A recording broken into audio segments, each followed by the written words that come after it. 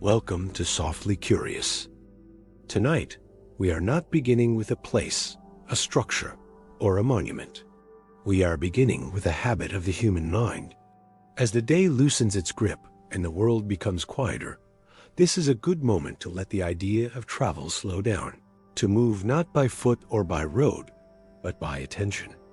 Over the course of the night, we will be visiting what later generations came to call the 7 wonders of the ancient world. But before any journey can begin, the reason for the journey itself needs to exist. This journey opens at the moment when lists first became meaningful, not as entertainment, not as rankings, and not as achievements meant to impress, but as a way to hold the vastness of the world inside the limits of human memory. In the ancient world, rest often followed long days of physical movement, and learning was shaped by distance, time, and exhaustion. Knowledge arrived slowly, carried by those who had seen something unusual and felt the need to carry it forward. What we now call history once existed as remembered paths, repeated accounts, and mental maps shaped to endure long after the journey itself had ended. In that world, the idea of a wonder did not belong to beauty in the modern sense. It was not defined by harmony, elegance, or emotional response. A wonder was something that caused a pause in perception. It interrupted expectation. It forced the observer to stop and recalibrate what they believed was possible. The value of such a thing did not come from decoration or symbolism, but from resistance. Resistance to scale, resistance to gravity, resistance to ordinary explanation. Ancient observers were not seeking inspiration. They were seeking confirmation. They wanted to know where the limits of human effort actually were, not where imagination suggested they might be. A wonder was proof that something extremely difficult had already been done. It was not aspirational. It was evidential. This difference shaped how information was shared. Stories about extraordinary structures were not framed as legends. They were framed as reports. The language was restrained, sometimes even dry. Exaggeration existed, but it was moderated by repetition. If a description survived being retold by many voices across long distances, it gained credibility. If it did not, it faded. Lists emerged from this environment as practical tools. They were not created to impress. They were created to stabilize memory. When the world feels large and uneven, the mind looks for edges. Lists provide edges. They turn scattered impressions into something that can be held, reviewed, and passed on without distortion growing too large. Travel played a central role in this process. Movement was slow, expensive, and often dangerous. Few people could see many places in a single lifetime. Those who did became reference points for others. Their accounts helped define what was rare and what was merely unfamiliar. Over time, certain places appeared repeatedly in these accounts, not because they were officially selected, but because they consistently demanded attention. This repetition mattered more than authority. There was no central body deciding what counted as exceptional. Instead, consensus formed gradually, through overlap. When different travelers, writing at different times, mentioned the same structures as moments of pause, a pattern emerged. The list took shape not as a declaration, but as a residue of shared experience. The ancient Greek term often associated with wonders carried a meaning closer to things worth seeing. This phrasing is revealing. It does not promise pleasure, it promises significance. To see such a thing was to expand one's internal sense of scale. Afterward, ordinary structures felt smaller, simpler, easier to understand. Wonders recalibrated perception rather than satisfying it. This recalibration was essential in a world without standardized measurements. Height was not measured in meters. Distance was not fixed by maps. Comparison was the primary tool. A structure mattered because it exceeded what the observer had seen before. It created a new reference point. Lists preserved those reference points for people who might never encounter them directly. Figures like Herodotus reflect this mindset clearly. His accounts do not attempt to rank or evaluate. They attempt to preserve what was said, what was seen, and what could be reasonably believed. He moved through the world collecting impressions, aware that memory itself was fragile and required structure to survive. As cultures around the Eastern Mediterranean became more interconnected, shared frames of reference grew more important. Trade routes overlapped, languages mixed, educational traditions spread. In this environment, having a small set of commonly recognized extraordinary structures helped stabilize conversation. They provided common ground for people who had not shared the same journeys. The number 7 appears here not as a rule, but as a habit of attention. It was not chosen because it was impressive, but because it was manageable. Ancient observers were aware of the limits of memory. Too many examples diluted significance. Too few felt arbitrary. 7 created a sense of completion without exhaustion. This sense of completeness was reinforced by existing patterns. Time was already divided using similar groupings. Celestial observation had familiar rhythms. 7 fit naturally into an intellectual landscape that valued balance over accumulation. It was not the maximum number of wonders that could exist. It was the maximum number that could be held clearly in mind. It is important to understand that this list was never meant to represent the entire world. It reflected a specific geographic and cultural horizon. The structures that entered this shared memory were those reachable within known routes. Accessibility mattered, not because distant places lacked significance, but because knowledge depended on contact. This dependence on contact also explains what was excluded. Natural formations inspired awe, but they did not qualify.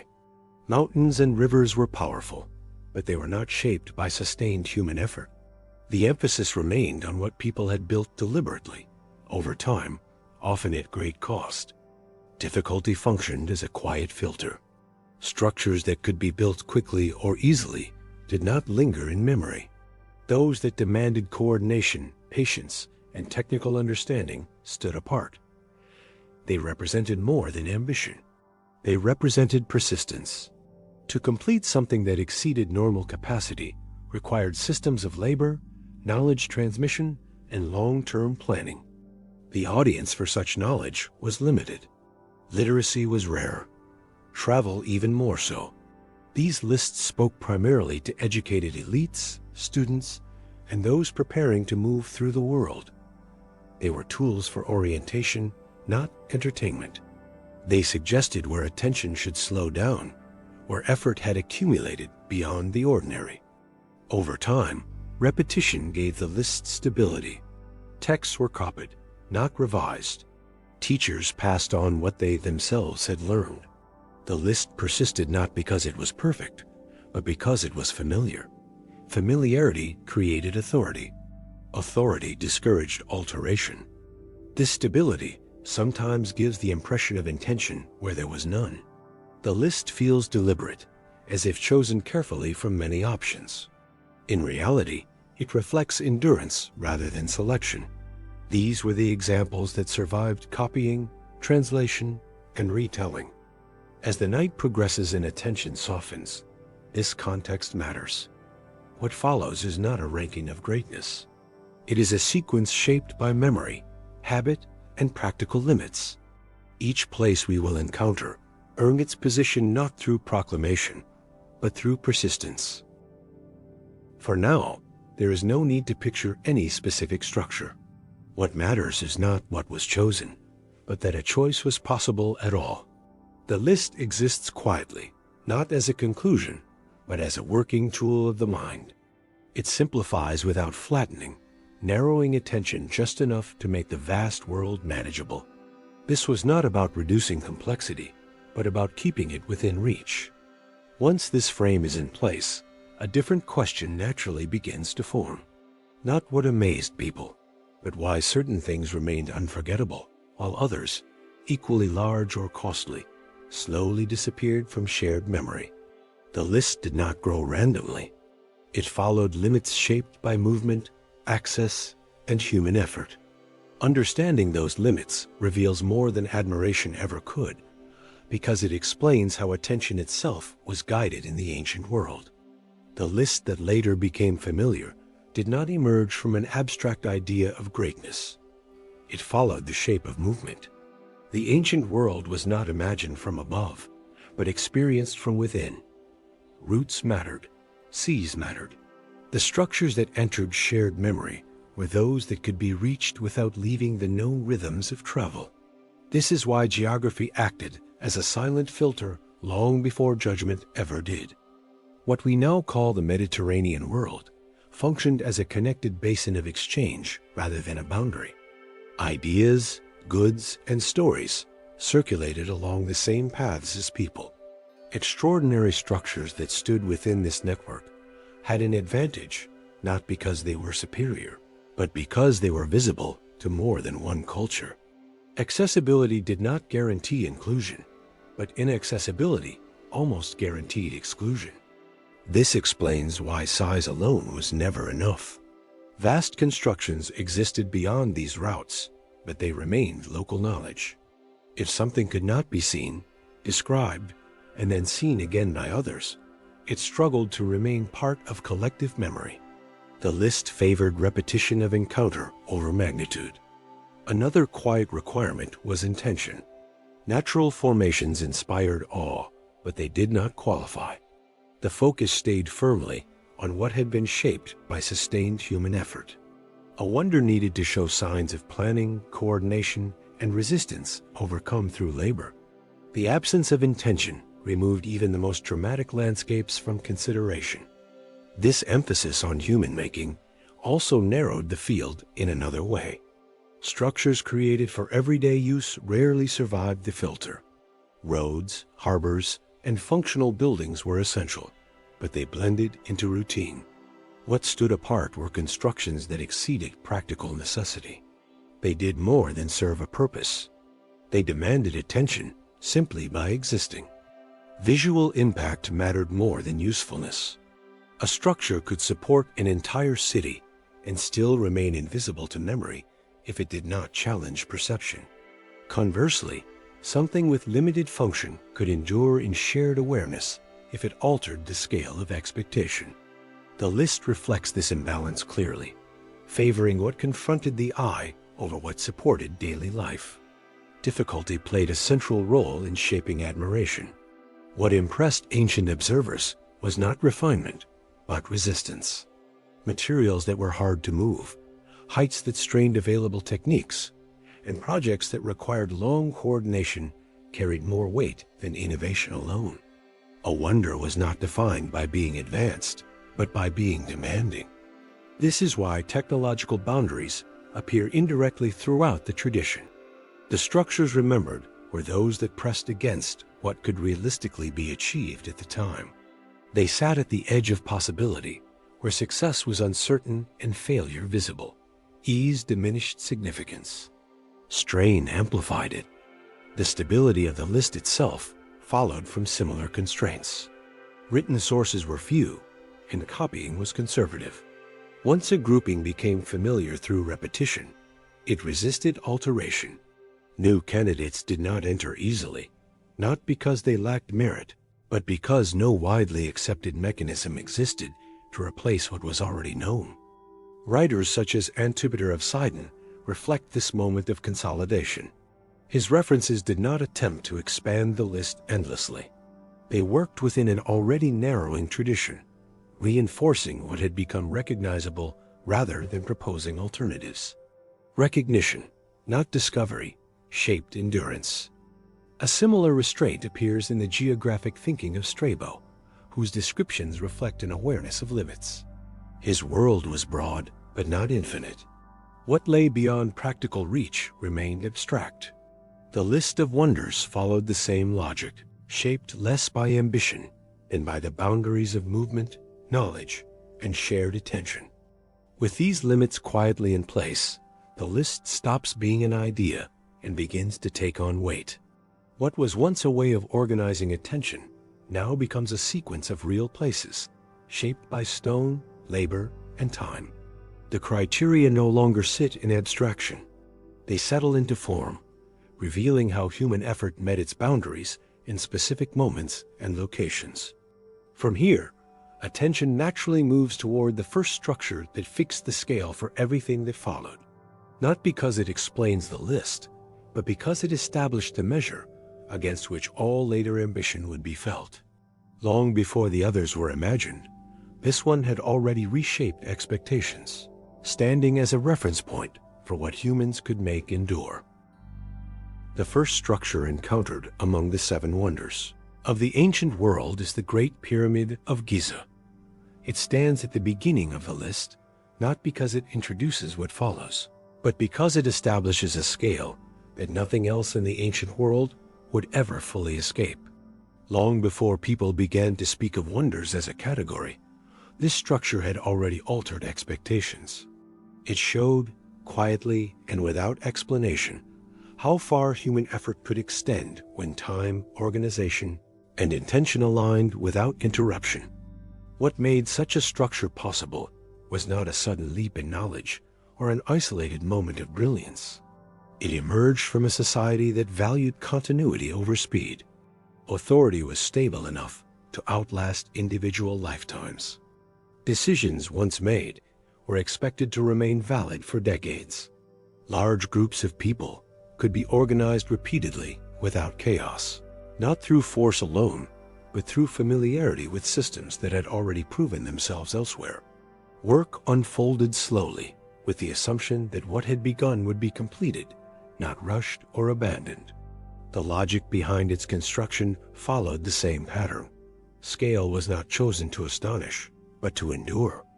Mass was used as a form of protection rather than display. Simplicity reduced the risk of failure. Precision mattered only where it could be applied consistently over long periods. The structure was not designed to surprise. It was designed to remain unchanged. Once this framework was in place, the act of building became a question of time rather than feasibility. With that foundation set aside, the more revealing aspects of the pyramid begin to emerge. The most important questions are not found in how the stones were placed, but in what happened after they were placed. Not in the movement of material, but in the way this completed form entered the lives and perceptions of those who lived alongside it. When the pyramid was first completed, it did not resemble the rough, weathered form familiar today.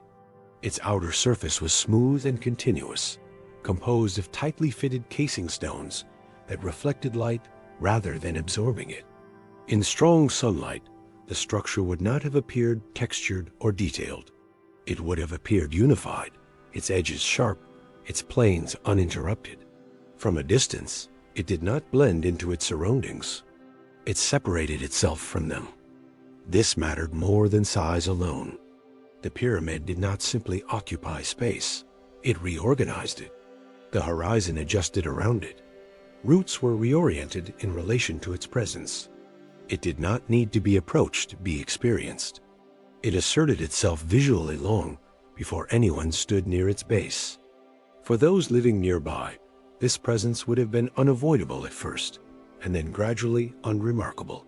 Human perception adapts quickly to what remains constant. What begins as overwhelming loses its urgency once it stops changing. The pyramid's dominance did not require constant attention. Over time, it became part of the background against which daily life unfolded. One of the less discussed aspects of the pyramid is how quickly it transitioned from activity to stillness. During construction, it would have been surrounded by movement, sound, and coordination. Once completed, this ended almost abruptly. There is little evidence of prolonged modification, expansion, or reuse. The structure did not evolve. It sealed itself off and remained as it was. This rapid shift is unusual. Large works are often adapted, repaired, or repurposed as needs change. The pyramid resisted this pattern. It moved directly from being built to being closed.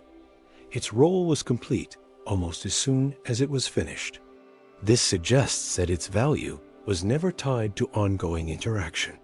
It was meant to exist, not to be used. Inside, several passages and chambers show signs of careful completion without clear evidence of extended occupation. Some spaces appear finished yet untouched, as if prepared for functions that were either brief or symbolic in a way no longer recoverable. The absence of wear in certain areas suggests that presence itself was not always required for a space to be considered complete. This challenges modern assumptions about function. We tend to interpret finished spaces as places meant to be entered and used. In the case of the pyramid, completion did not always imply accessibility. Some internal features may have served purposes that were procedural rather than experiential, important during construction or sealing, but irrelevant afterward. Equally striking is how little the pyramid interacted with everyday life once it was sealed. It did not function as a gathering place. It was not a site of repeated visitation. There is no strong indication of crowds moving in and out, or of regular rituals requiring physical access. Instead, the structure existed as a fixed reference point, known, seen, rarely entered. This distance contributed to its authority. The pyramid did not need to be reinforced through repeated use or ceremony. Its permanence was enough. By remaining separate from routine, it avoided familiarity of the kind that erodes significance. It was present without being approachable, visible without being integrated.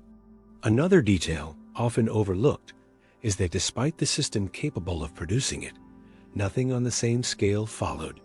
The knowledge required did not disappear. The organizational capacity remained. Yet the decision to repeat the effort was not taken. Later constructions shifted focus. They explored variation, decoration, and refinement rather than escalation. This suggests that the pyramid was not the beginning of a trend, but its culmination. It represented the full application of a particular way of thinking about scale, permanence, and authority. Once expressed completely, there was no practical reason to repeat it. The capability existed. The intention changed. Why this shift occurred is not fully explained by surviving records. It may reflect changing priorities, altered economic realities, or different conceptions of what monumental building was meant to achieve. What matters is that the absence of repetition appears deliberate rather than accidental. The pyramid stands alone not because others failed to match it, but because they chose not to try. The interior layout adds further quiet complexity. Passageways do not always lead where their orientation suggests. Routes narrow unexpectedly, limiting movement rather than facilitating it. Some chambers sit slightly off the main axis, placed with care, but without clear explanation. These features are not random. They are intentional, yet their precise reasoning is no longer obvious. Importantly, this uncertainty does not point toward hidden technologies or lost knowledge. It points toward missing context. The designers understood their decisions well enough not to explain them in writing. What felt self-evident at the time did not require preservation. What remains is the result without the reasoning that once surrounded it. The pyramid also resists narratives of exploration. It was not designed to be discovered gradually. Movement inside is constrained, directional, and limited. There is no sense of invitation.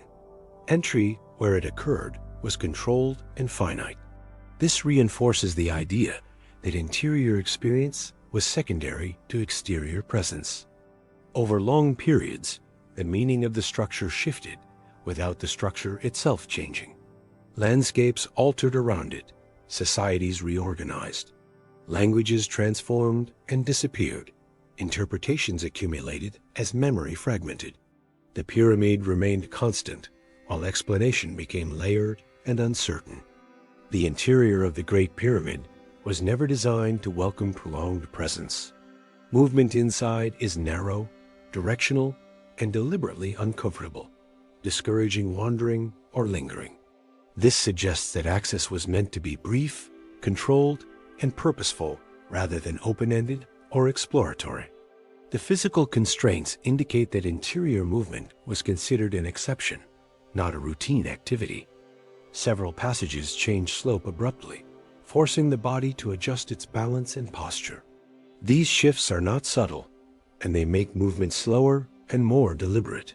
Such physical constraints imply that ease of access was not a priority, even for those who were permitted to enter. Over time, this would naturally limit how often and how far people chose to move inside. Some chambers appear carefully finished, but show no clear signs of regular use. Surfaces are prepared, edges are defined, yet wear patterns are minimal. This raises the possibility that completion did not always correspond to occupation, and that some spaces fulfilled their role without repeated human presence. In this context, finished may have referred to structural or procedural completeness rather than habitation. The internal layout does not guide visitors intuitively. Routes do not unfold in a logical sequence, and orientation is difficult to maintain. This lack of navigational clarity suggests that the interior was not meant to be understood as a coherent spatial experience by later visitors. Instead, movement seems designed to follow necessity rather than comprehension. Sound behaves differently inside the structure than in open environments. Narrow corridors dampen external noise, while enclosed chambers alter how voices and footsteps carry. These acoustic shifts would have made the interior feel isolated from the outside world, reinforcing a sense of separation rather than connection. Even small sounds would have been perceived differently, changing how presence itself was felt. Temperature inside remains relatively stable compared to external conditions. This consistency would have been noticeable, especially in contrast with the surrounding environment.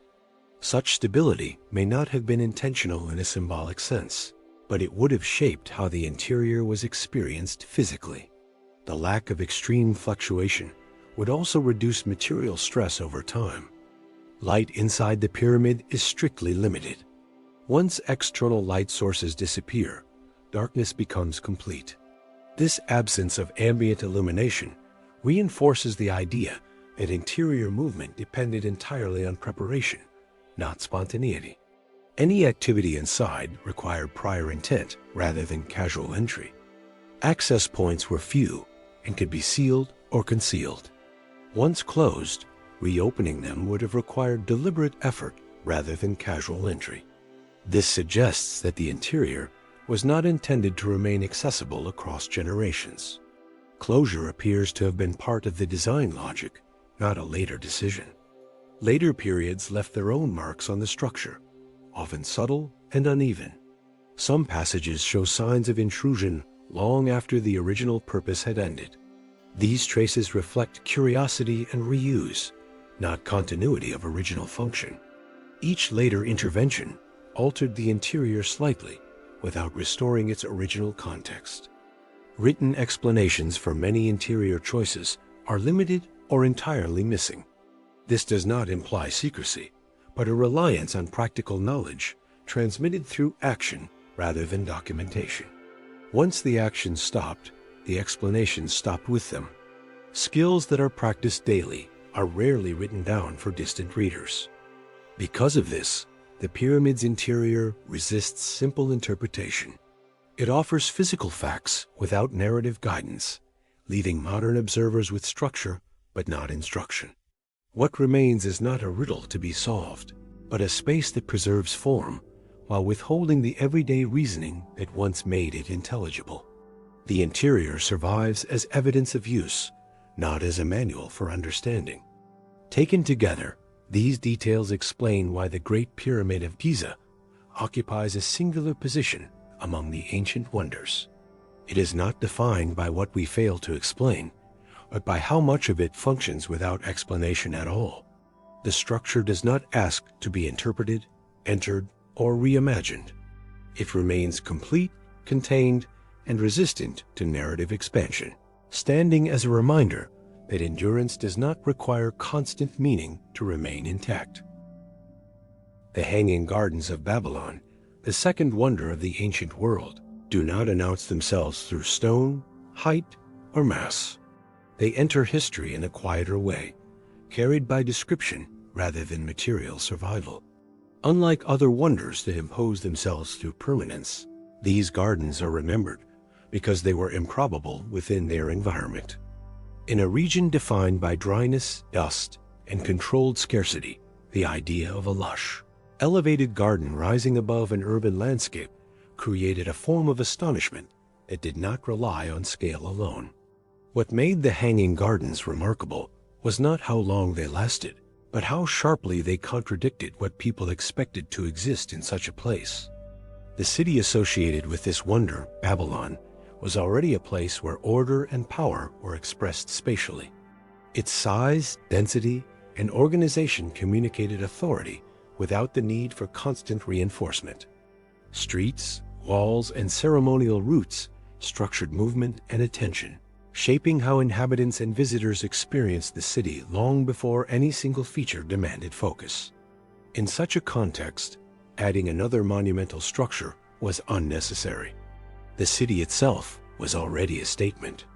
This is precisely why the idea of a garden within Babylon stands out. A garden does not extend control outward in the way walls or towers do. It redirects attention inward. It does not defend territory or intimidate an observer. It reshapes atmosphere. In an environment where survival depended on managing limited resources carefully, choosing to display abundance rather than restraint represented a deliberate shift in how power was expressed. It suggested that control had moved beyond necessity and into choice. The surrounding landscape amplified this effect. The region around Babylon was largely flat and dry, shaped by seasonal rhythms rather than spontaneous growth. Greenery existed, but it was practical, limited, and closely tied to daily needs. To imagine vegetation elevated, layered, and visible from afar was to imagine nature behaving in a way it normally did not. This inversion of expectation is central to why the garden lingered in memory. It presented growth where growth was least expected, and visibility where concealment was the norm. Descriptions of the garden emphasize order rather than wildness. It was not imagined as an untamed natural space, but as something arranged, structured, and maintained. Plants were not simply present, they were placed deliberately. This distinction mattered deeply. The garden did not represent escape from the city or retreat into nature. Instead, it demonstrated mastery over nature, folding living growth into the same system of control that governed the rest of the urban environment. Accounts consistently associate the garden with royal intention rather than public access. This was not a communal space designed for crowds, ritual gatherings, or civic life. It belonged to the inner sphere of power, connected to the palace rather than the street. That exclusivity intensified its impact. What was rare became more potent when it was also restricted, visible but not freely entered, admired but not shared. The ruler most often linked to the garden, Nebuchadnezzar II, already presided over a city that projected authority outward through scale and order. Associating his name with a living structure introduced a different dimension to that authority. It connected power not just to construction or conquest, but to care. A garden requires sustained attention. It does not remain impressive without ongoing effort, and it deteriorates quickly when neglected. This distinction is crucial for understanding why a garden could function as a statement of power. Stone monuments can be abandoned and still dominate their surroundings. Gardens cannot. Their presence depends on continuity, repetition, and daily maintenance. Choosing a garden as a defining feature was therefore a commitment not to a moment, but to a process. It signaled confidence and stability, in the expectation that systems would remain intact long enough for care to continue. The choice of a garden over another palace or temple also carried risk. Gardens are inherently unstable. They change with seasons, respond to climate, and reveal neglect immediately. That vulnerability is part of their meaning. It demonstrated that control was not achieved once and frozen in time, but exercised repeatedly. Power was shown not through permanence alone, but through the ability to sustain balance over time. Descriptions often refer to the garden as layered or terraced, emphasizing verticality rather than sprawl. Growth did not spread outward across land, competing with agriculture or settlement. It rose upward, stacking greenery above the city. This made the garden visible from within the urban fabric, integrating it into everyday sight rather than hiding it behind walls. The garden announced itself quietly, through contrast rather than dominance. Visibility played a key role in how the garden was experienced. In a dense urban environment dominated by stone, brick, and dust, sustained greenery would have altered perception significantly. It softened the skyline and introduced variation into a landscape defined by repetition. The garden was not meant to overwhelm through scale. It unsettled expectations gently, reminding observers that the environment could be reshaped beyond necessity. Unlike other wonders, the garden was alive.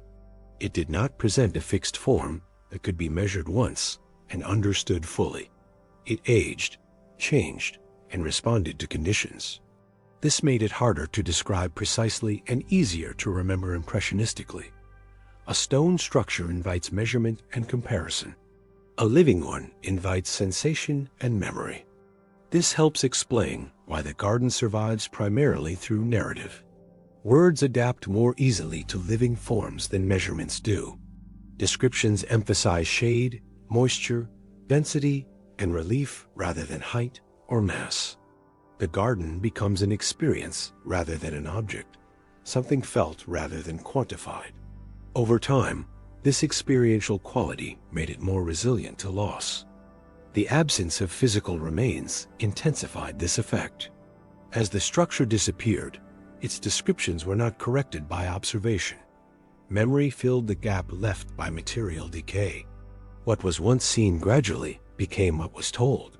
The garden transitioned from place to idea without a clear boundary between the two, carried forward by coherence rather than evidence. It is important to note that this transition does not imply invention. The persistence of the story across multiple sources suggests that something unusual did exist. However, its nature made it vulnerable. Plants decay, and the structures supporting them require constant care. Without sustained maintenance, the garden's defining features would have vanished far faster than stone ever could. This fragility became part of the garden's identity.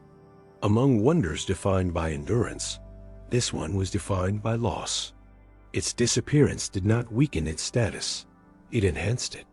What could no longer be seen invited imagination, and imagination proved more durable than matter. The garden's reputation was further shaped by its contrast with other monumental forms. It did not rely on intimidation or scale. It relied on improbability.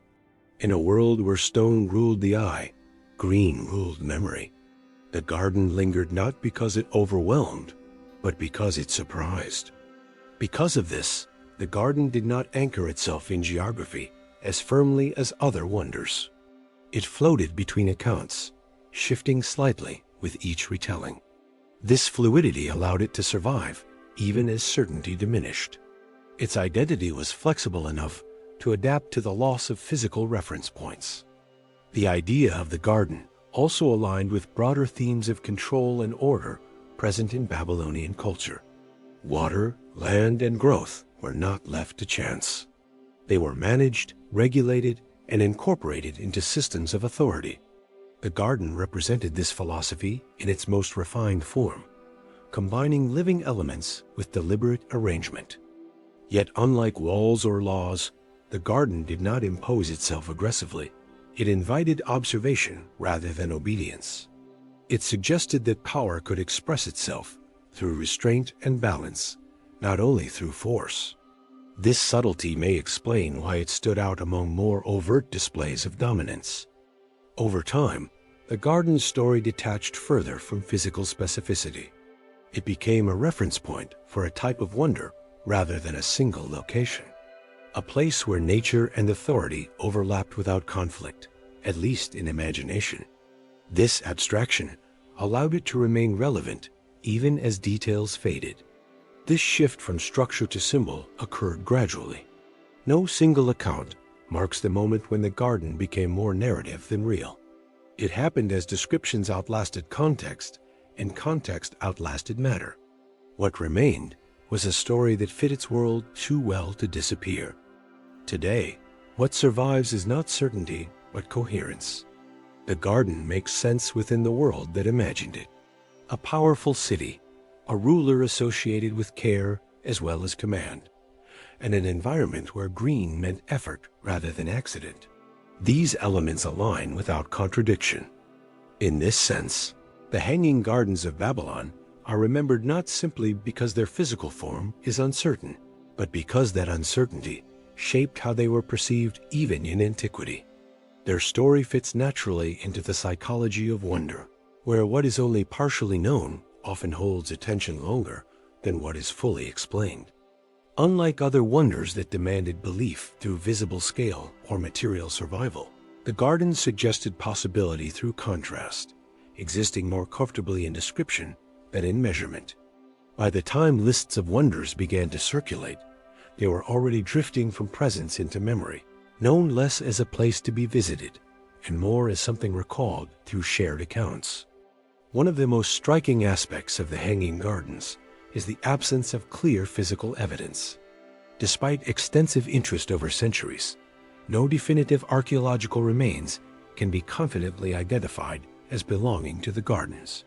This absence does not automatically imply non-existence, but it places the structure in a different category than other wonders whose material traces anchor interpretation. Closely related to this is uncertainty about location. Ancient descriptions do not converge on a single unambiguous site. References are broad rather than precise, and later attempts to fix the gardens to a specific area rely more on interpretation than direct confirmation. As a result, geography remains an open question rather than a settled fact. Written sources complicate the picture further. Some ancient authors describe the gardens with confidence, while others omit them entirely. This uneven attention suggests that the gardens were not a universally acknowledged feature in all contemporary accounts, even within the same cultural sphere. Silence, in this context, becomes as informative as description.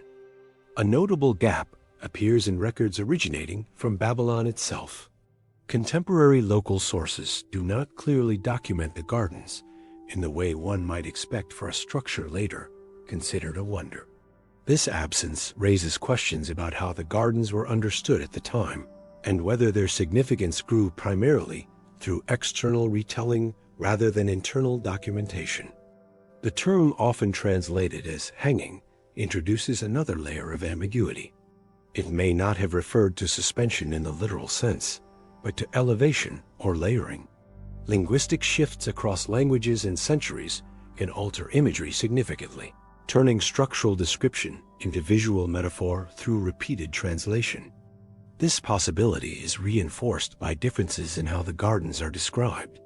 Some accounts emphasize vertical arrangement, while others focus on lushness or scale. These variations suggest that descriptions may have been shaped as much by storytelling conventions as by direct observation, adapting to the expectations of different audiences. There is also the possibility of mistaken identity. Over time, features from different cities or regions may have merged into a single narrative. As stories traveled, locations could blur, especially when listeners lacked first-hand experience of the places described. The gardens may represent an amalgamation rather than a single fixed site. This raises a deeper question about the nature of the gardens themselves. Were they a specific structure, or did they function more as an idea shaped by repeated retelling? A physical feature may have existed, but its lasting impact could stem from how it was narrated rather than how it was built. Ancient writers such as Strabo and Diodorus Siculus contribute to this complexity.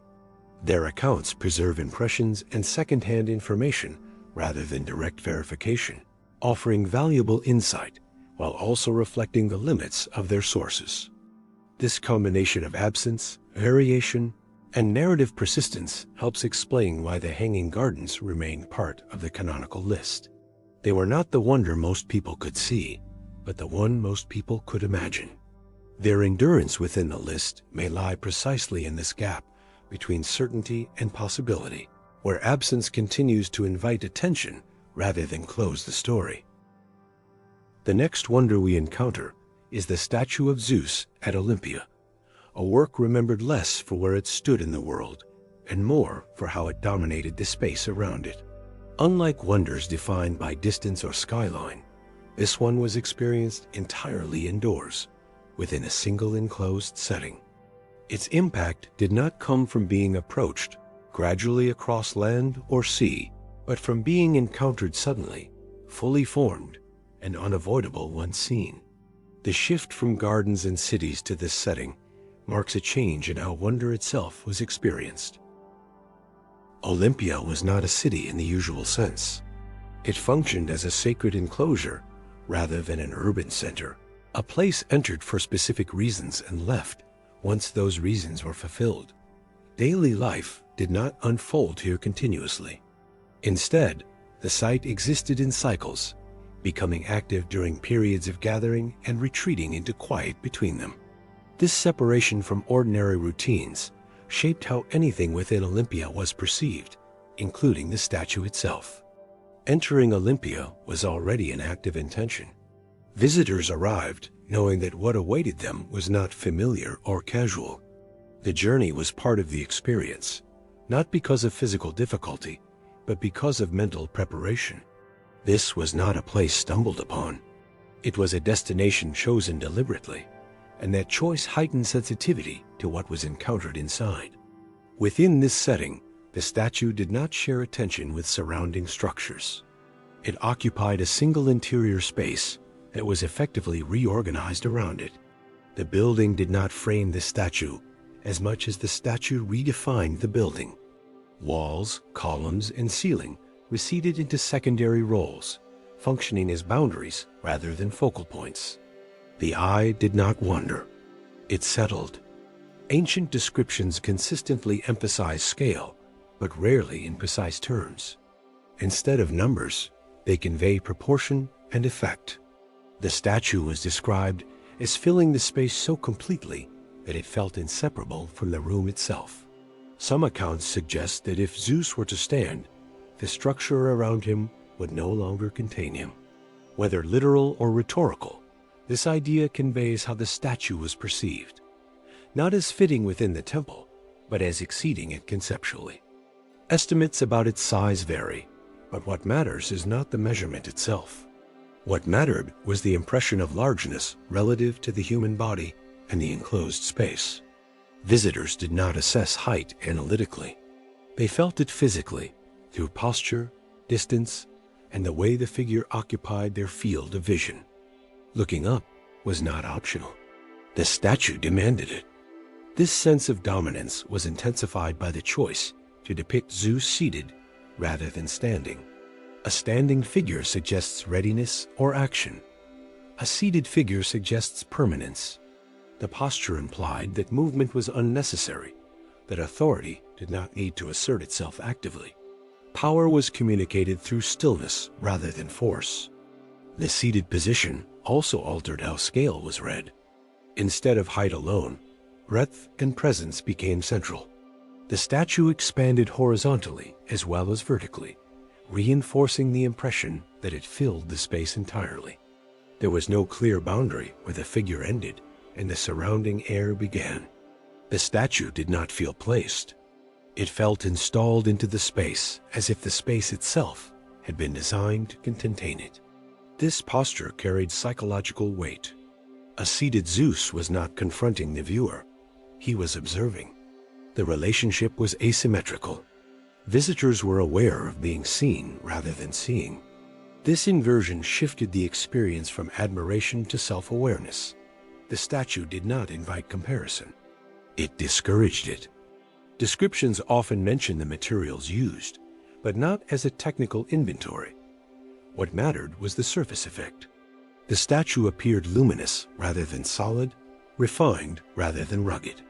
Light interacted with it differently and with stone or wood, creating subtle variations across its surface. This gave the impression of vitality without movement. The impression of life was central to its impact. The statue did not appear frozen or inert. It appeared present, not animated, but aware. This quality was reinforced by how light shifted across its form throughout the day, altering highlights and shadows without changing the figure itself. Stillness became dynamic through perception rather than action. Visitors did not encounter the statue as part of a ritual sequence. There was no necessary action to perform before or after seeing it. The encounter was largely visual and contemplative. People approached, stopped, and looked. That pause was the experience. The statue did not require explanation to justify its importance. This encounter differed from other sacred experiences. Instead of participation, it emphasized observation. Instead of repetition, it emphasized singularity. Seeing the statue was not something done frequently or casually. For many, it was a once-in-a-lifetime moment, and it was framed as such by the setting. The statue's creator, Phidias, was already associated with works that shaped how divinity was visualized. His involvement added another layer of expectation. Visitors arrived, knowing that what they were about to see carried not just religious significance, but artistic authority. The statue was anticipated before it was encountered. Yet anticipation did not diminish its effect. Accounts suggest that the reality exceeded expectation, not through surprise, but through confirmation. The statue aligned so closely with how Zeus was imagined that it appeared less like an interpretation and more like a presence. This alignment between idea and image was crucial. The statue did not overwhelm through complexity. Its composition was readable at a glance. Zeus was recognizable immediately, without symbols needing explanation. This clarity allowed the viewer to focus on scale, presence, and posture rather than decoding meaning. The statue communicated through familiarity, amplified by magnitude. Importantly, the statue did not rely on motion, narrative, or spectacle. It did not depict action or drama. There was no scene unfolding. Instead, it presented a single unchanging moment. That moment carried enough weight to sustain attention without variation. The enclosed nature of the space intensified this focus. Unlike outdoor monuments, which compete with landscape and light, this statue controlled its environment. Sound, light, and movement were limited. The interior became a container for attention, narrowing perception rather than expanding it. This control extended to how long visitors stayed. The statue did not encourage extended exploration. There was nowhere else for the eye to go. The experience peaked quickly and lingered internally rather than visually. Memory became the continuation of the encounter. Over time, the statue's reputation spread through description rather than replication. Unlike architectural forms that could be imitated elsewhere, this statue remained singular. It was not a type. It was a reference. Other images of Zeus were compared to it, not the other way around. This singularity reinforced its status as a wonder. It was not part of a series or tradition. It stood alone, both physically and conceptually. To speak of Zeus visually was, for many, to recall this statue. The statue's placement within Olympia reinforced its authority. It was not one object among many. It was the focal point of the entire sanctuary experience. Everything else led toward it or away from it. It did not compete. It concluded. And yet, despite this dominance, the statue did not exhaust interpretation. Visitors did not leave with answers, but with an impression. The statue did not explain Zeus. It embodied the idea of Zeus sufficiently to make explanation unnecessary. This is why estimates of size matter less than perception. Whether the statue reached a certain height or filled a specific volume is secondary. What mattered was that it felt complete, contained, and overwhelming without aggression. It achieved dominance without threat. In this way, the statue of Zeus at Olympia represented a different mode of wonder. It did not reshape landscape or challenge natural limits. It reshaped perception within a confined space. Its scale was measured not in distance, but in effect. The experience it offered was quiet but intense. There was no movement, no spectacle, no narrative progression, only presence. And that presence lingered long after the encounter ended. This is what made the statue extraordinary. Not that it could be described, but that description always fell slightly short. Not because it was unclear, but because its impact depended on being there, standing before it, and realizing that the space had been organized around something that did not need to move to command attention. The most defining feature of the statue of Zeus at Olympia today is its complete absence. No fragments, no surviving components, no physical trace remains to anchor the image in material form. Unlike other wonders whose ruins still guide interpretation, this one has vanished entirely. As a result, the visual experience it once created cannot be revisited, corrected, or verified through direct encounter. This loss makes the statue fundamentally different from structures that can be partially reconstructed through remains. Here, the disappearance is total. What was once seen can no longer be approached from any angle. The experience is irretrievable, preserved only through memory filtered into text. What survives is not the object, but the echo of its impact. Descriptions of the statue exist, but they are notably restrained. Ancient accounts refer to its presence and effect more than to precise visual detail.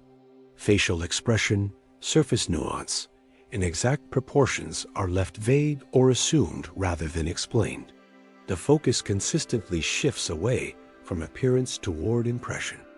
This pattern suggests that what mattered most was not how the statue looked in isolation, but how it felt to encounter it.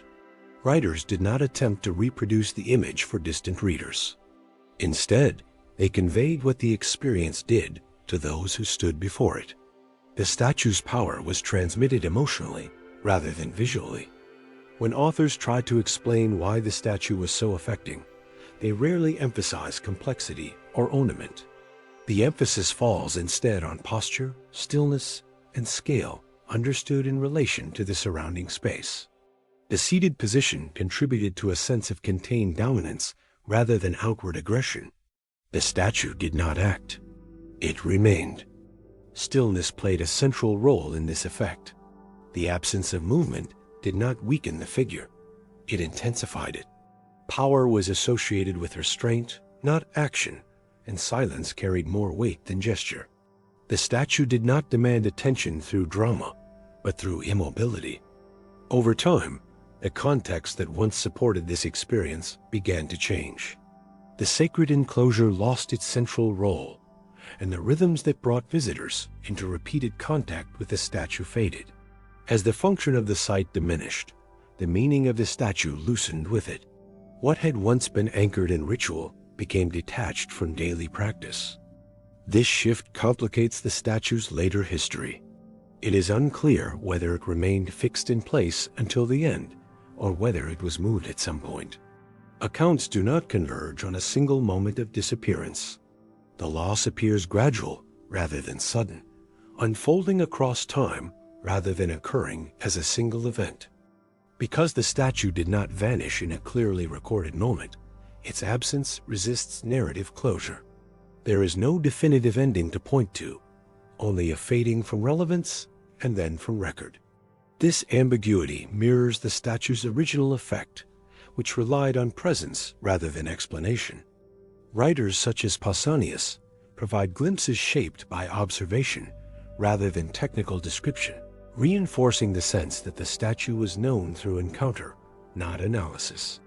The space that once held it, the Temple of Zeus at Olympia, now stands without the figure that defined it, preserving setting without image. This combination of total loss and persistent description helps explain why the statue remained on the list of wonders. It became a wonder not because it could still be seen, but because it could still be imagined. Its influence survived its form, and its absence intensified the memory of its effect rather than erasing it. The next wonder of the ancient world shifts attention away from gods and toward a human figure whose memory reshaped architecture itself. The mausoleum at Halicarnassus was built not to mark a victory, define a city, or house a deity, but to preserve the presence of a single individual beyond death.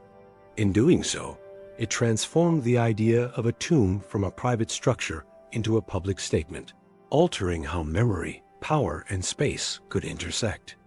The structure rose in Halicarnassus, a coastal city shaped by multiple cultural currents. This was not an isolated settlement with a single architectural tradition. It stood at a crossroads, where influences met rather than replaced one another. The city's character allowed experimentation without rupture, making it a fitting setting for a structure that would resist easy classification. The mausoleum was commissioned in connection with Mausolus, whose rule combined political authority with a carefully managed public image. The decision to construct a monumental tomb was not unusual in itself, but the scale of intention was. This was not a structure meant to disappear quietly into the landscape. It was designed to remain visible, to assert continuity between life and remembrance. The reason for its creation extended beyond personal loss. The tomb functioned as a statement about legitimacy, presence, and endurance. In death, Mausolus would not retreat from the public sphere. Instead, memory would be anchored in the same spatial language as governance itself. The structure was less about mourning than about transformation, turning absence into a form of visibility. What made this tomb remarkable was not merely its prominence, but its openness. Rather than being concealed or secluded, it occupied a position within the city that invited recognition. The private act of remembrance was expressed through a form that addressed the wider public. This shift blurred the boundary between personal grief and civic identity. The mausoleum did not rely on a single architectural language to achieve this effect. Its form combined elements that would normally remain separate, creating a structure that resisted simple categorization. Instead of committing to one tradition, it layered influences, allowing different visual logics to coexist. This hybridity became one of its defining qualities. Because of this, the structure could be read differently depending on perspective. From a distance, it asserted mass and presence. Up close, it revealed articulation and detail that encouraged slower observation. The building did not overwhelm through simplicity. It invited attention through complexity held in balance. Scale played a critical role in how the mausoleum was perceived, but not in isolation. It did not dominate the city indiscriminately. Instead, it stood apart, visible yet contained. Its prominence came from vertical articulation rather than sprawl, guiding the eye upward rather than outward. This vertical emphasis contributed to a sense of elevation without aggression. The upward movement of the structure suggested progression rather than closure. Unlike tombs that emphasize finality, this one implied continuity. The visual ascent echoed the conceptual aim of extending presence rather than ending it. The building did not seal memory away. It presented it. Integral to this effect was the relationship between sculpture and architecture. The mausoleum was not experienced as a neutral building adorned with decoration. Sculpture was embedded into its identity, shaping surfaces rather than merely occupying them. The structure communicated through imagery as much as through mass. These sculptural elements did not function as isolated narratives.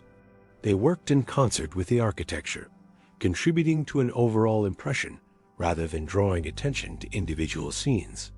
The building did not require explanation to be understood as significant.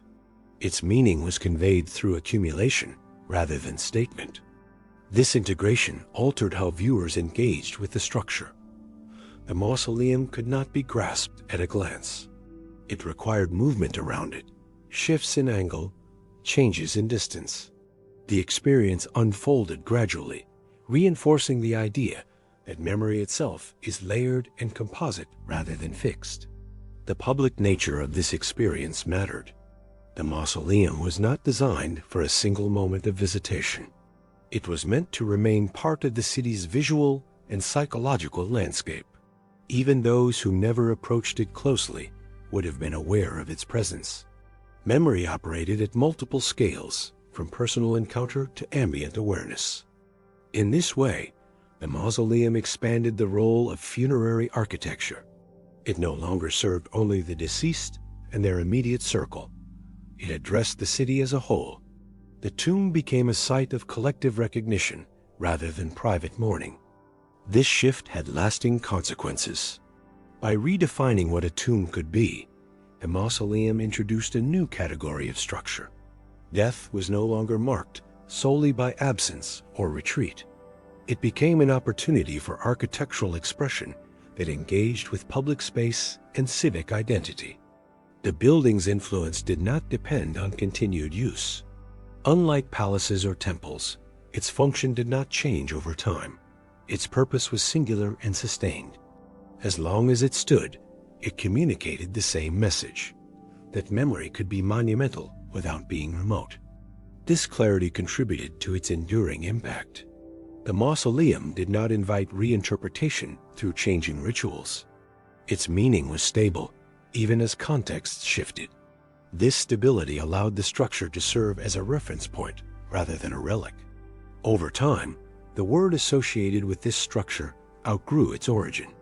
The term mausoleum came to describe an entire category of monuments, detached from the specific building that inspired it.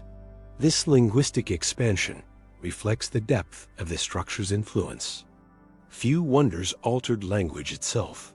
The mausoleum at Halicarnassus did not merely represent an architectural achievement. It generated a conceptual model that could be replicated, adapted, and reimagined across cultures and centuries. Its form became an idea. This transformation from singular structure to generic term underscores why it was remembered as a wonder. It did not rely on survival alone. Even after physical loss, its conceptual footprint remained intact. The building's influence outlived its material presence. The mausoleum also demonstrated that innovation need not reject tradition outright. By combining multiple visual languages, it showed how synthesis could produce something new without erasing what came before. This approach made the structure both familiar and unprecedented. Its legacy lies in this balance. The mausoleum did not shock through rupture. It persuaded through coherence. Viewers could recognize its elements while still sensing that they were arranged in an unfamiliar way. This balance made the structure adaptable as a model. Later monuments could borrow from it selectively, emphasizing scale, symbolism, or public placement without copying it directly.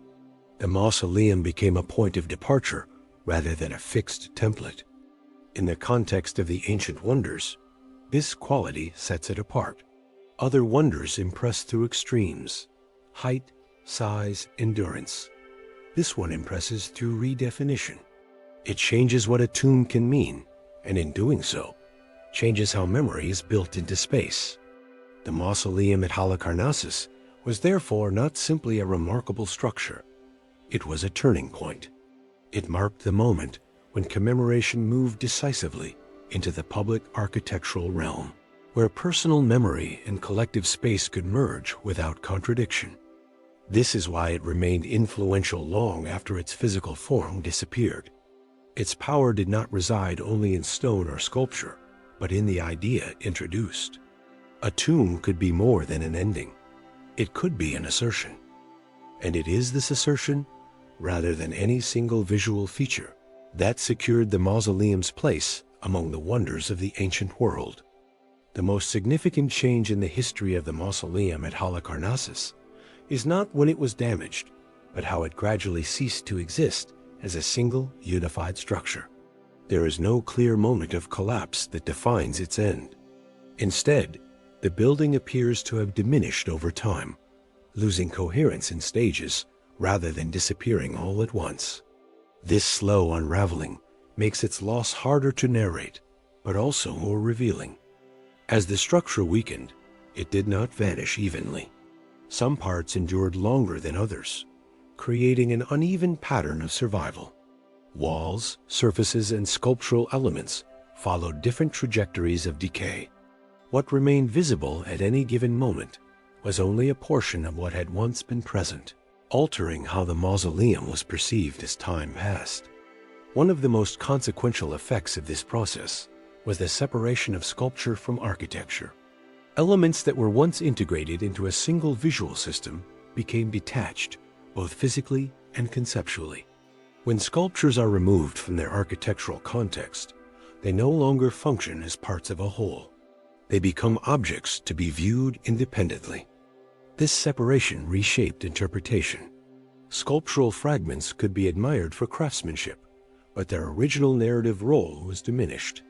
Without the building that once organized them, these pieces lost their relational meaning. What had been a coordinated visual language fractured into isolated statements. As a result, reconstructing the original appearance of the mausoleum becomes increasingly difficult. While the general form is understood, the finer details remain uncertain. We can describe the outline, but not the full experience. The absence of detail creates gaps that cannot be filled confidently. These gaps prevent any single description from claiming authority over how the structure was truly perceived. This uncertainty is not a failure of evidence alone. It reflects the nature of the loss itself. When a structure disappears gradually, no single record captures it intact. Each description refers to a different stage, a different version of the building's presence. What we inherit is a composite memory rather than a snapshot, shaped by overlapping moments of partial survival. Despite this fragmentation, the influence of the mausoleum did not fade. Instead, it shifted from physical presence to conceptual force. The word associated with the structure began to change in meaning. Mausoleum no longer referred only to one building. It came to describe a category of monuments inspired by its form and intent. In this way, absence accelerated abstraction rather than diminishing impact. This linguistic transformation marks a rare kind of architectural legacy. Few structures give rise to a new term that outlives the original. In this case, the idea of a monumental tomb became separable from its source. The building ceased to be singular and became representative. Language preserved what stone could not. Ancient writers such as Pliny the Elder reflect this shift indirectly, focusing on reputation and influence rather than offering precise visual detail. Their accounts suggest that what mattered was not exact appearance, but recognized significance. The mausoleum was remembered for what it stood for, not for how it could be reconstructed. Description yielded to evaluation. The role of Artemisia II of Caria further complicates this memory. As the figure associated with sustaining the monument's meaning after its initial creation, her presence ties the structure to continuity rather than conclusion. The mausoleum's identity was shaped not only by its origin, but by how it was remembered and upheld. Memory here becomes an active process rather than a passive one. This layered remembrance helps explain why the mausoleum remained on the list of wonders, even as its physical integrity declined. Its impact was no longer dependent on visibility. The idea introduced continued to function independently, influencing how memory, architecture, and commemoration were understood. Endurance shifted from material to conceptual form. In this way, the mausoleum at Halicarnassus survived its own fragmentation. Its stones scattered, its surfaces eroded, but its conceptual form remained intact. What endured was not a building, but a way of thinking about how the dead could occupy space among the living, long after material presence had dissolved. The loss itself became part of the legacy. The next wonder emerges from a moment of collective relief rather than long preparation. The Colossus of Rhodes was not conceived during peace or prosperity, but in the aftermath of survival. Its creation followed a period when existence itself had been uncertain, and its presence was meant to make that survival visible. The statue did not commemorate conquest alone. It marked endurance, signaling that the city had withstood pressure without losing its sense of self. The decision to build the Colossus was inseparable from the experience of threat. When danger receded, what remained was not only gratitude, but renewed confidence. The statue functioned as an outward expression of that confidence, transforming an abstract feeling into a shared symbol. It was dedicated to a god, yet its message extended beyond devotion. The divine association elevated the gesture, while the political context grounded it firmly in human experience. The city at the center of this decision, Rhodes, occupied a distinctive position in the ancient world. As an island, it was defined by water rather than borders. Trade routes passed through it, bringing constant exchange, influence, and movement. This openness shaped its identity, making visibility and recognition especially important. Rhodes was not inward-looking. Its prosperity depended on connection, and its independence depended on perception. To be seen as strong mattered as much as being strong. The Colossus addressed this need directly. Rising near the urban core, it did not retreat into sacred isolation. It stood where movement occurred, where arrivals and departures framed daily life. This placement mattered. The statue interacted with the rhythms of the city rather than existing apart from them. It became part of how the city was encountered, not only by visitors, but by its own inhabitants. Each return reinforced the same message. The city stood guarded, unified, and intact. The figure represented was not neutral. As a protective presence, it embodied vigilance rather than aggression. The Colossus did not depict action or violence. It suggested watchfulness. This distinction shaped how power was communicated. Strength was conveyed as steadiness, not threat. The idea of protection extended beyond physical defense. The statue implied continuity, reassurance, and collective identity. It stood not for a ruler, but for a community. In doing so, it translated shared experience into form. The memory of danger was transformed into an emblem of stability. Perception played a central role in how the Colossus functioned. Its scale was not introduced through measurement, but through approach. The experience of moving toward mattered more than seeing it all at once. From a distance, it registered as presence. Up close, it became overwhelming without becoming oppressive. This balance was crucial. The statue exceeded human scale, but did not diminish the viewer. Instead, it elevated the sense of belonging. People did not feel erased by its size. They felt included within the protection it symbolized. The Colossus communicated reassurance through dominance, tempered by familiarity. Its relationship with the surrounding environment reinforced this effect. The statue was oriented toward openness rather than enclosure. Sea and sky framed it, amplifying its visibility without isolating it. The Colossus did not command space through obstruction. It defined space through alignment. This alignment shaped how the statue was remembered.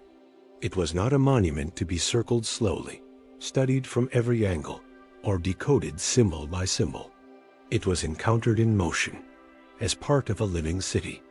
Its meaning was absorbed gradually, through repetition rather than explanation. The creator associated with the statue, Chairs of Lindos, worked within this context of public visibility. The statue was not intended as a private artistic statement. It addressed a wide audience, many of whom would never pause to examine it closely. Its effectiveness depended on clarity rather than complexity. This clarity did not reduce its impact. On the contrary, it ensured durability in memory.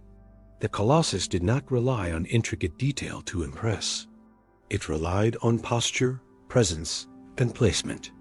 These qualities remained legible even as descriptions passed from one generation to the next. The statue's meaning was reinforced by its timing. Emerging after survival, it marked transition rather than origin. It did not announce the birth of the city, but its continuation. This temporal positioning made it especially potent. It symbolized not ambition, but resilience. Despite its eventual fall, the Colossus was never remembered as fragile. Its collapse did not define it. What endured was the image of standing, not the moment of falling. The brevity of its physical life contrasted sharply with the length of its symbolic afterlife. This contrast deepened its status as a wonder. Longevity was not the measure of greatness here.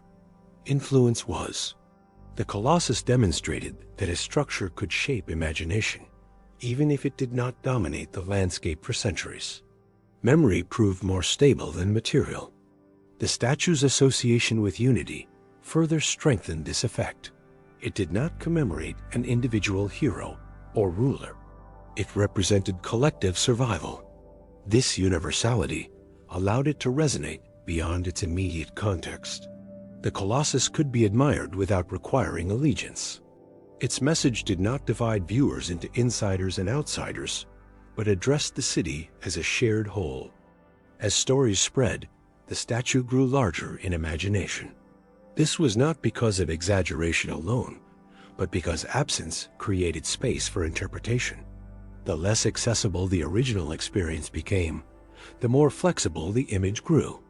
Yet the core idea remained intact. What expanded was scale, not meaning. That idea was simple and durable. A city that stood watch over itself. The Colossus expressed vigilance without menace, pride without isolation. It communicated readiness rather than dominance. This balance made it memorable. Strength was presented as awareness, not aggression. In the context of the ancient wonders, the Colossus occupies a distinctive position.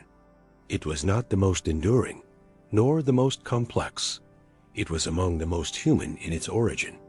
Born from relief and gratitude, it addressed emotion before spectacle. Its creation responded to a feeling rather than a command. This emotional grounding explains why the statue continued to matter after it was gone. The physical form vanished, but the feeling it represented did not. Confidence, unity, and protection are not tied to stone. They persist through narrative. Memory carried what material could not. The Colossus thus became larger in memory than it ever was in space. Its image detached from its material limits and entered cultural imagination. What people recalled was not proportion, but presence. The statue survived as an idea rather than an outline. This shift from object to symbol secured its place among the wonders. The Colossus was not remembered because it stood forever, but because it stood at the right moment. Its meaning aligned with human experience in a way that outlasted its form. Timing proved as important as scale. And so, even before considering its loss, the Colossus of Rhodes had already become something more than a statue. It was a statement made visible, a reassurance cast into form, and a reminder that survival itself can be monumental. In this sense, its greatest height was never physical. The physical life of the Colossus of Rhodes was brief compared to its reputation. Its fall did not come from neglect or abandonment, but from natural forces that acted without intention. An earthquake damaged the structure relatively soon after it was completed, interrupting its presence before it could become a permanent feature of the city's skyline. What mattered, however, was not the speed of its destruction, but the way that destruction unfolded. There was no single dramatic moment that defined the end of the Colossus. Accounts suggest a process rather than an instant collapse. Damage accumulated, stability weakened, and the figure gradually lost its ability to stand as intended. This slow failure complicates the story, resisting a clear narrative of rise and fall. The absence of a single ending makes the loss feel diffuse rather than final. Even after it was no longer upright, the Colossus did not disappear from attention. Its remains continued to attract admiration. The broken form retained enough presence to inspire awe, suggesting that the idea of the statue had already begun to separate from its physical condition. Standing was no longer required for significance. Meaning persisted even as form declined. Fragments themselves became points of focus. Pieces of the structure were encountered not as debris, but as evidence of former magnitude. Observers responded to what remained with the same sense of scale they would have applied to the intact statue. Loss did not erase impact, it redirected it. Attention shifted from completeness to suggestion. This redirection played a crucial role in shaping later perception. As fewer people encountered the statue in its original form, imagination began to fill the gaps. The absence of a complete figure allowed stories to expand rather than contract. What was no longer visible became increasingly malleable. Uncertainty created room for growth rather than restraint. Over time, the Colossus grew larger in description than it ever had been in reality. This growth did not depend on deliberate exaggeration alone. It was the natural result of distance from first-hand experience. Those who never saw the statue relied on inherited accounts, which emphasized impression over proportion. Memory favored effect over accuracy. This process encouraged the emergence of distorted representations. One of the most persistent was the idea of the statue spanning the harbor, transforming it into an impossible gate-like figure. Such imagery appealed because it translated scale into spectacle, even as it departed from plausible reality. The image was memorable precisely because it was extreme. Spectacle replaced observation as the dominant guide. These representations did not originate from observation, but from expectation. As the Colossus became known primarily through reputation, people imagined it according to what they believed a wonder should look like. The statue became a canvas for collective imagination rather than a recalled object. Expectation began to shape form more than memory did. Ancient writers such as Strabo reflect a world already negotiating between memory and report. Their references acknowledge the statue's importance without relying on detailed reconstruction. What mattered was recognition, not visualization. The Colossus functioned as a known quantity without needing to be seen. Similarly, Pliny the Elder treats the Colossus as a benchmark of scale and renown, rather than as a form to be precisely described. The statue functions in his writing as a measure of human ambition, not as an architectural diagram. Its fame becomes its defining feature. Reputation stands in for physical presence.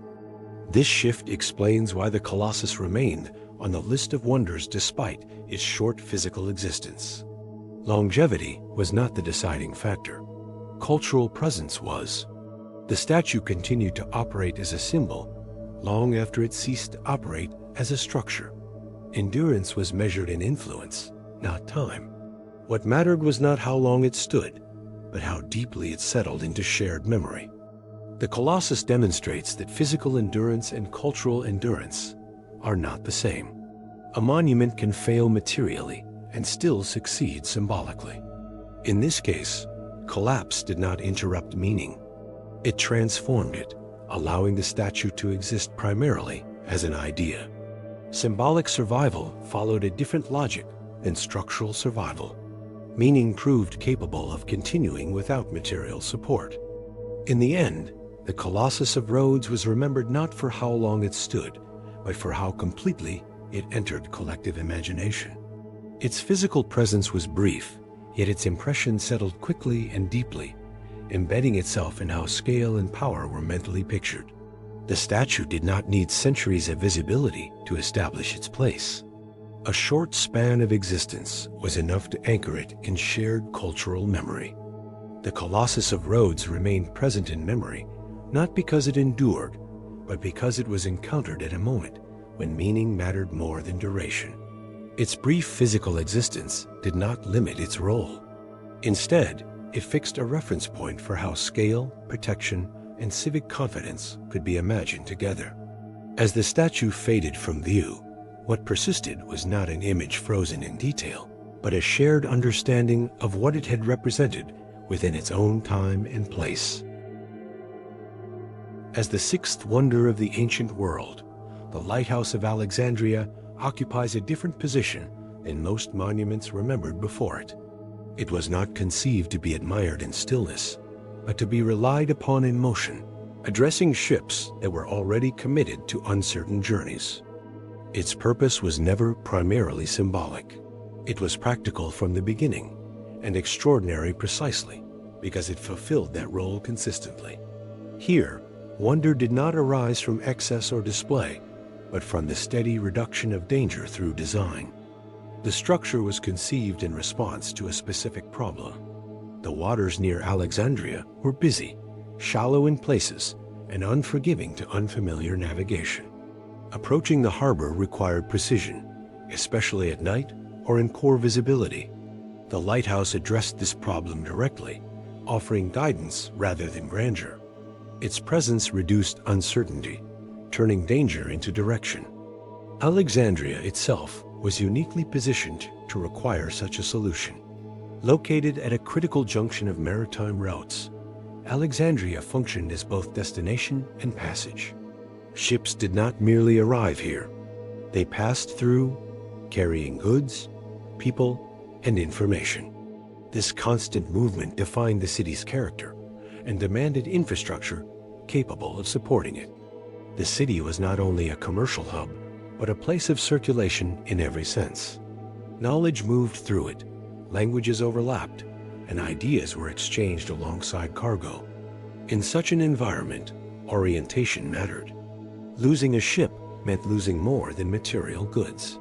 It disrupted the flow that sustained the city itself. The lighthouse responded to this condition by prioritizing visibility over ornament. It did not announce power through decoration or narrative imagery. It communicated through clarity. Its signal needed to be unmistakable, readable from a distance, and consistent across time. Reliability was its defining virtue. This emphasis on function distinguished the lighthouse from other monumental structures. Most monuments asserted presence during daylight, relying on form and mass to command attention. The lighthouse reversed this logic. Its significance increased after sunset, when most structures faded into obscurity. At night, it became the most important point in the landscape. This shift altered how visibility was understood.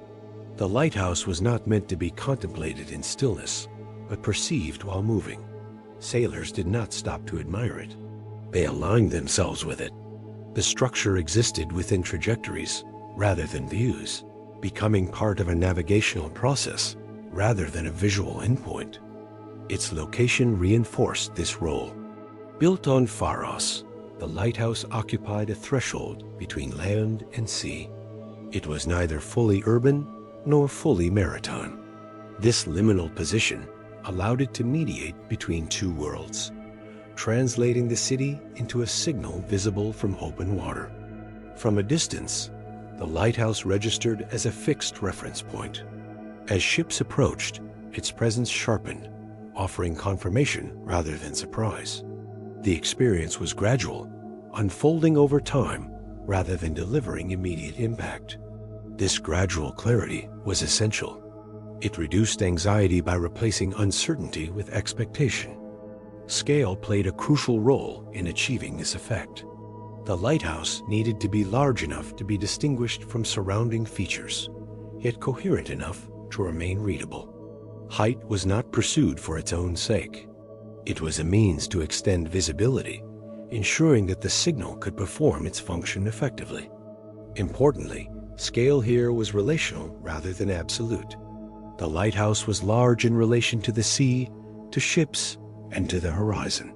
Its significance depended on distance. Up close, it was a structure. From afar, it was orientation itself. This dual identity allowed it to operate across contexts. The structure's value lay in its consistency. Night after night, it needed to appear where expected. Any interruption would undermine trust. This requirement placed it in a different category from ceremonial monuments, which could afford moments of absence. The lighthouse had to function continuously. Because of this, the lighthouse became embedded in routine rather than event. Its presence was assumed rather than celebrated. Sailors did not speak of it in moments of triumph. They relied on it quietly, allowing it to fade into the background of successful journeys. Yet this very normality contributed to its status as a wonder. A structure that saved lives without demanding attention challenged prevailing ideas about monumentality. It suggested that greatness could reside in service rather than display. The lighthouse's effectiveness depended not on novelty, but on repetition. Each successful approach reinforced its value. Over time, its role expanded from guide to guarantee. Seeing it meant safety was near. Not seeing it meant caution. This emotional dimension cannot be separated from its function. Navigation is not only technical, it is psychological. The lighthouse offered reassurance. It marked the end of danger and the return to stability. In this sense, it operated as much on the mind as on the sea. The figure associated with its creation, Sosotus of Cnidus, represents this union of thought and application. The lighthouse was not an abstract idea imposed on reality. It was a response shaped by experience, observation, and understanding of movement. The structure's endurance reinforced its authority. Each year it remained functional, trust deepened. The lighthouse did not need explanation. Its continued operation was its argument. Over time, it became part of how the region understood navigation itself. Unlike symbolic monuments that could be interpreted differently across cultures, the lighthouse communicated universally. Light does not require translation. Direction does not depend on belief. This universality expanded its influence beyond the city it served. The lighthouse also reshaped expectations. Once such a structure existed, its absence elsewhere became noticeable. The idea that harbors could be marked, that danger could be mitigated through design, gained traction. The lighthouse introduced a standard rather than an exception. This is why it was remembered as a wonder, not because it was mysterious, but because it worked. Its success challenged the notion that wonders must astonish visually or overwhelm emotionally. Instead, it demonstrated that reliability itself could inspire admiration. The Lighthouse of Alexandria did not exist to be gazed at from within the city. It existed to be found from far away. Its audience was not stationary. It was moving, uncertain, and dependent. The structure answered that dependency with precision. Over time, the lighthouse became inseparable from the idea of Alexandria itself. To approach the city was to approach the light. The two became linked in experience, even if they remained physically distinct. In this way, the lighthouse altered the relationship between architecture and human life. It was not an object that life moved around. It was something life moved toward. Its value lay in alignment rather than domination. This alignment explains why the lighthouse could be counted among wonders without relying on symbolism. It did not represent power. It exercised responsibility. It did not declare importance.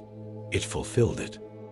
As a result, the Lighthouse of Alexandria stands apart from other wonders of the ancient world. It did not ask to be admired. It asked to be trusted. And through that trust, it earned its place among the most remarkable structures ever imagined. The decline of the Lighthouse of Alexandria did not occur as a single dramatic event. Its disappearance unfolded gradually, shaped by repeated natural disruptions rather than one decisive moment. Earthquakes affected different parts of the structure at different times, weakening it in stages.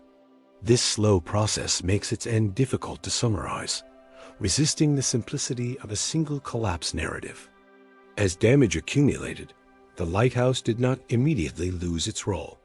Portions of the structure remained standing, allowing its guiding function to continue in a reduced form.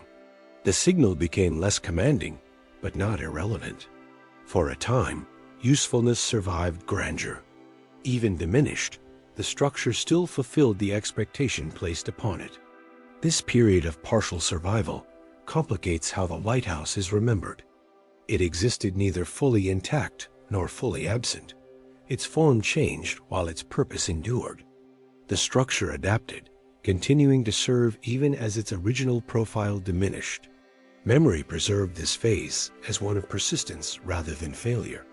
Because of this, the lighthouse's decline cannot be described solely as loss.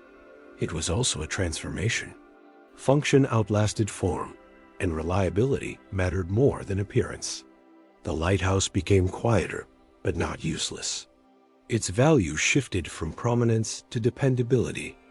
Over time, stories about the lighthouse began to drift away from this practical reality. As fewer people encountered it directly, descriptions grew more imaginative. Certain features were emphasized beyond what evidence supports, while others were simplified or ignored. Memory began to reshape experience. Distance allowed imagination to take a larger role than observation. Among the most persistent were exaggerated claims about optical effects. Tales of extraordinary visibility or destructive light circulated widely. These accounts appealed to imagination, but they functioned more as expressions of awe than as accurate descriptions. They reflect how the lighthouse was felt, not how it operated. Emotion gradually replaced precision in retelling. Such embellishments did not arise from direct observation. They emerged from distance, both temporal and experiential. As the lighthouse moved further into the past, its image became less constrained by function. Practical details yielded to symbolic exaggeration. The structure became a canvas for expectation rather than record. At the same time, the physical structure itself continued to change. As sections fell or became unusable, materials were repurposed. Stones that once contributed to navigation found new roles elsewhere. The lighthouse did not vanish entirely. It dispersed. Its substance survived even as its identity dissolved. This reuse marked another shift in identity. The structure ceased to exist as a single object and became a collection of materials integrated into other forms. Its physical presence fragmented, even as its name and reputation remained unified. Meaning stayed whole, while matter scattered. Written accounts reflect this evolving perception. Authors such as Strabo acknowledge the lighthouse's importance while offering limited technical detail. Their focus rests on significance rather than specification. The lighthouse appears as a known reference point rather than a fully described mechanism. Recognition replaced detailed explanation. Later travelers, including Ibn Battuta, encountered remnants shaped by centuries of change. Their observations capture a structure already transformed, functional in memory more than in practice. The lighthouse they describe is as much historical as physical. What they saw was filtered through what was remembered. Despite these changes, the lighthouse retained its place among the wonders. This endurance did not depend on visual splendor alone. Its value lay in what it had done consistently over time. It saved ships, reduced risk, and reshaped expectations of maritime safety. Service became the measure of greatness. In this sense, the lighthouse differed from monuments built primarily to impress. It combined the roles of tool and landmark. Its greatness came from sustained service rather than momentary astonishment. Usefulness became a form of legacy. Reliability itself turned into a monument. This combination explains why it remained on the canonical list. Even as its form altered and stories expanded, the lighthouse represented a turning point. It marked the moment when human design began to intervene reliably in the uncertainty of the sea. That intervention redefined what monumental architecture could achieve. The Lighthouse of Alexandria endured in memory because it changed how navigation itself was imagined. Long after its stones were scattered and its light dimmed, the idea it introduced continued to guide how people thought about safety, direction, and responsibility. Its influence persisted not through spectacle, but through the lasting impact of function. Purpose proved more durable than presence. The final wonder of the ancient world does not enter history as a single, completed achievement. Instead, it unfolds over time, shaped by repetition rather than finality. The Temple of Artemis was important, not because it stood unchanged, but because it was rebuilt again and again, each time reaffirming its place at the center of a living city. Its significance lies less in one moment of creation and more in the refusal to let it disappear. The temple was founded in Ephesus, a city whose identity was inseparable from movement, exchange, and continuity. Located near the coast, Ephesus was not an isolated sacred enclave. It was a place where merchants, pilgrims, and residents moved through the same spaces. Religion here did not retreat from daily life. It existed alongside trade, governance, and social gathering. The decision to establish a major sanctuary in this setting reflects a particular understanding of sacred space. The temple was not meant to stand apart from the city as a distant or elevated retreat. It was woven directly into the rhythms of urban life. People did not leave the city to approach it. They encountered it as part of the city's structure, both physically and culturally. From the beginning, the temple served multiple roles. It was a place of worship, but not exclusively so. It functioned as a social center where people gathered, exchanged news, and reinforced communal bonds.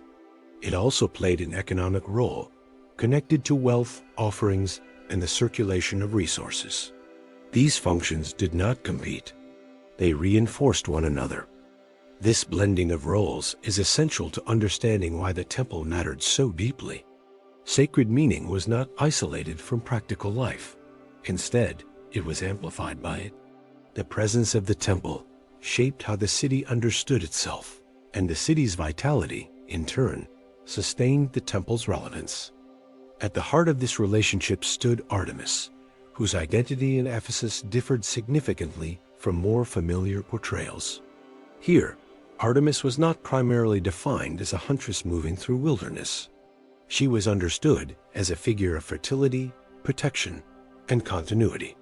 Her presence emphasized growth rather than pursuit, stability rather than motion. This localized understanding of Artemis shaped the character of the temple itself. The sanctuary did not celebrate individual heroism or conquest. It focused on abundance, safeguarding, and endurance. These qualities resonated strongly in a city dependent on trade, agriculture, and population flow. Protection was not abstract. It was practical. The goddess's association with fertility extended beyond agriculture. It encompassed prosperity, safety, and the ongoing health of the community. Worship here was not oriented toward dramatic ritual alone. It was embedded in everyday concerns. The temple stood as a reassurance that life would continue, that cycles would renew themselves. This emphasis on continuity helps explain why the temple was rebuilt repeatedly. Destruction did not mark an ending. It marked interruption.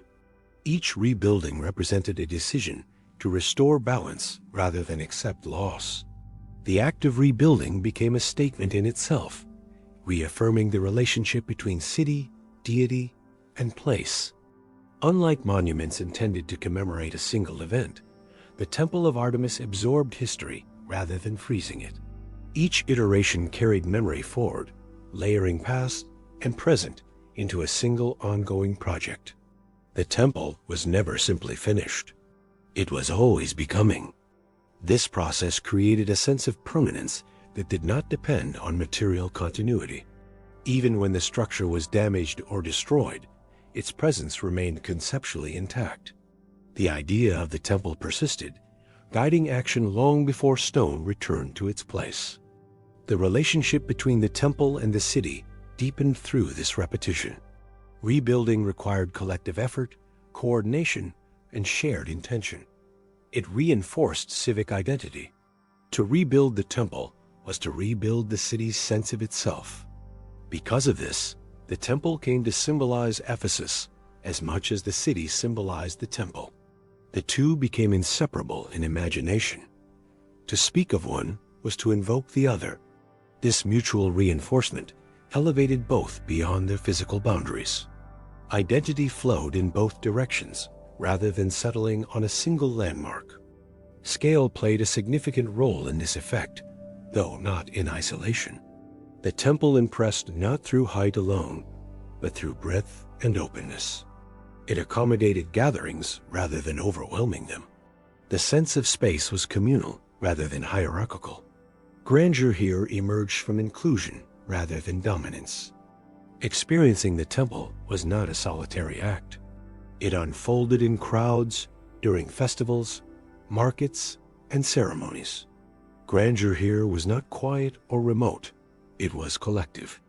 The presence of others amplified the experience rather than diminishing it. Meaning was reinforced through shared participation. This social dimension distinguished the temple from more inward-focused sanctuaries. Worship did not withdraw the individual from society. It reaffirmed belonging. The temple functioned as a place where private belief and public identity overlapped. Faith was expressed through presence, not separation. Over time, this overlap shaped how importance was measured. The temple mattered not because it was unique in form, but because it was central in use. Its value lay in constant engagement rather than rare visitation. Familiarity did not erode reverence. It sustained it. Regular contact deepened rather than diluted meaning. The repeated rebuilding of the temple also altered how time was perceived. Instead of a linear narrative with a beginning and end, the sanctuary existed within a cyclical framework. Loss was followed by restoration, destruction by renewal. This rhythm mirrored the values embodied by Artemis herself. Time was experienced as return rather than conclusion. Such continuity discouraged finality. The temple resisted the idea of completion. Each reconstruction acknowledged impermanence while refusing resignation. This attitude transformed rebuilding from a response into a principle. Repetition became a deliberate expression of values. As a result, the temple accumulated meaning beyond its immediate function. It became a statement about persistence. The city demonstrated that what mattered most would be restored, regardless of disruption. The temple embodied resilience through repetition. Endurance was framed as an active choice. This persistence did not imply stagnation. Each phase reflected its moment, incorporating change without abandoning identity. The temple evolved while remaining recognizably itself. This balance allowed it to remain relevant across generations. Change was gradually integrated without disrupting the temple's recognized role. Importantly, the temple's importance was not dependent on novelty. It did not need to surprise. Its power came from reliability. People knew where it stood, what it represented, and why it mattered. This predictability fostered trust rather than boredom. That reliability made its presence practically dependable rather than symbolically abstract. In this sense, the Temple of Artemis functioned as a stabilizing force. In a world shaped by movement and exchange, it offered constancy. The city changed, trade routes shifted, populations fluctuated, but the temple's role remained steady. It remained a consistent reference point within a changing urban environment. This steadiness elevated the temple beyond architecture. It became an anchor for collective memory. Even those who never witnessed every iteration understood the continuity it represented. The idea of the temple transcended any single structure. Shared memory preserved its role despite interruptions in its physical form. By the time lists of wonders began to circulate, the temple's reputation was already deeply rooted. It was known not simply as a magnificent building, but as a place that refused to disappear. Its history of renewal became part of its identity. Repeated restoration shaped how the temple was recognized and described. This is why the Temple of Artemis was counted among the wonders of the ancient world, not because it stood untouched, but because it endured through change. Its greatness lay in the decision to rebuild, again and again, without diminishing its meaning. Importance was measured through renewal rather than uninterrupted survival. Among all the wonders, it stands apart as the one defined least by final form and most by continuity. It was never just a monument. It was a process, sustained by belief community, and place. Function and continuity mattered more than any single architectural version. The history of the Temple of Artemis is defined not by a single ending, but by repetition. Its destruction did not arrive as a final rupture that closed the story. Instead, loss occurred in cycles, followed each time by renewed effort. This rhythm of damage and rebuilding shaped how the temple was understood, turning interruption into an expected phase rather than an exception. Fires and attacks punctuated this cycle, disrupting the physical structure while leaving the underlying commitment intact. Each incident created a pause rather than a conclusion. What mattered was not the cause of destruction, but the response that followed. The decision to rebuild became as significant as the structure itself. One episode often mentioned in later accounts involves Herostratus, whose act is remembered less for its immediate impact than for what came after it.